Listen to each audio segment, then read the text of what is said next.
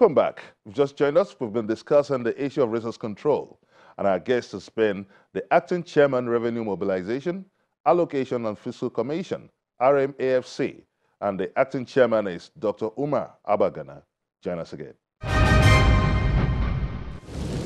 When you talk of a kind of independent regulation and monitoring of the mining exercise, does that suggest that we don't have a mining inspectorate department that is strong enough to deliver on this mandate? The inspectorate, we went around the whole country.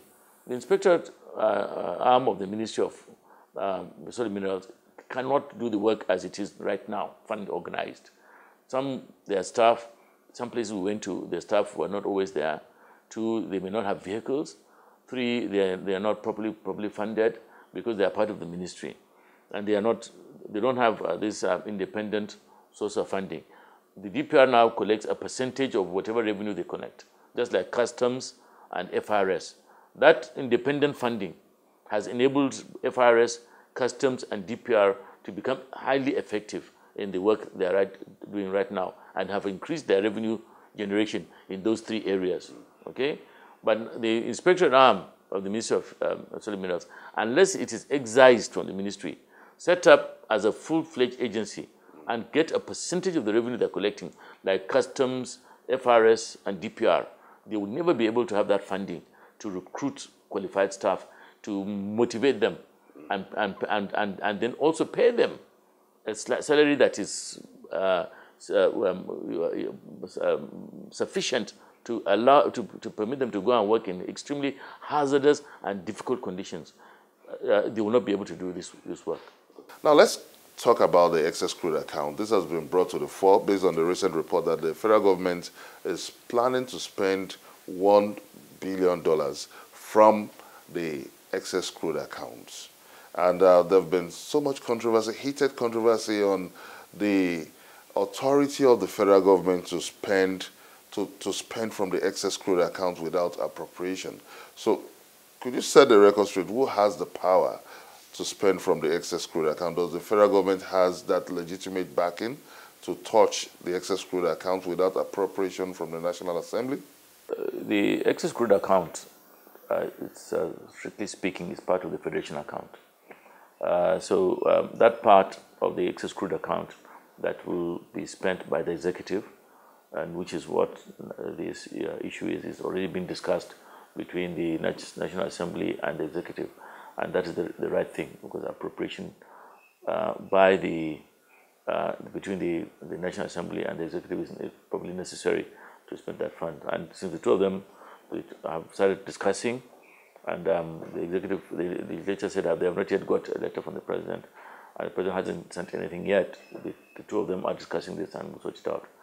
But we also have to understand that the states that produce the oil must also receive their 13%. And the other states and local governments must also receive part of this excess crude account. It's part of the Federation account. So there has to be a proper distribution and then appropriation.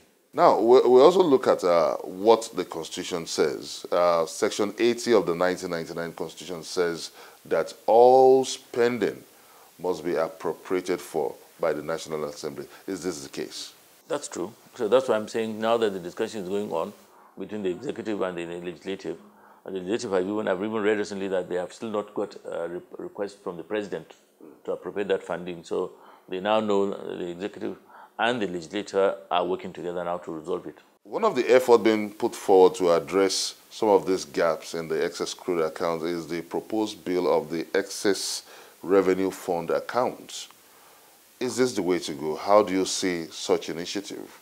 The excess crude account is actually part of the Federation revenue, which should really be part of the distribution by the current existing revenue formula between the federal, the states, and the local governments. That's how it should really be part of. However, the National Assembly has the power to approve or amend the revenue formula itself anyway. So whatever that comes out of the National Assembly can now be termed as an amendment to the existing revenue formula to set aside this fund for this purpose. That can't be understood that way. Your commission has done so much work on profiling solutions to alternative source of revenue for the Nigerian economy. And I think we can't have too much of that in a challenging economy like the one we're having now. So could you shed more light on this? The Revenue Commission has actually been interested in about on two platforms. The first platform is saying that we are not yet deriving maximum benefit yet from even the oil that we're producing. And then the second platform is the diversification away from oil, which I've already talked a little bit about, solid minerals and agriculture and other tax forms. Now, the first platform, I can say a little bit about that, is that the structure of oil production in Nigeria has been on two legs. You've got the production sharing contracts and you've got the old joint venture contracts. Now, the joint venture contracts have, from the analysis we have, are more profitable to the federation account because the tax levels are higher, and in fact, the government take in the joint venture contracts is about nearly 60 to 70% of the value of the barrel. Now, the PSC's government take is only about 17 to 20%. Now, the joint venture contracts production has come down from about 1.8 million barrels a day to now to less than 1 million barrels, about 900,000 barrels a day. Whereas the PSCs that started from zero in 1993, 2000, has now gone to nearly 1 million barrels a day. Now, what has happened is we have replaced 1 million barrels of joint venture production, giving us 60, 70%, replaced it with PSC production that is only giving us 17%. That's why there is a difficulty in the funding or revenue stream of the federation. The second, so there's and the PSCs were supposed to have been renegotiated. The 1993 contracts were supposed to have been renegotiated when crude oil price hits $20, which it did in 1998-99 or year 2008. That's 15 years after the 1993 signing of the contracts. And up to today, we're now 2018, those contracts have not been renegotiated. And recently, the Minister of Petroleum indicated that because they were not negotiated, $21 billion has been lost to the Federation. Now, if $21 billion is lost to the Federation, that $21 billion has gone to somebody. Those are the companies doing this production. It should have come back to the Federation. So now we need to push up joint venture production to past levels and then request OPEC to give us a higher OPEC quota for Nigeria because of our population size. Now, the other platform is the solid minerals I mentioned, agriculture, stamp duties, act which we want to now get the National Assembly to pass a law to allow electronic stamps, because what we have now is adhesive stamps. You tear it and place it on contract. Before we wind down this conversation now, lots of analysts have argued that many issues based on economic growth is based on touches on financial discipline, fiscal discipline. And recently, the president condemned the way some state governments have gone about spending monies from the Paris Club loan refund.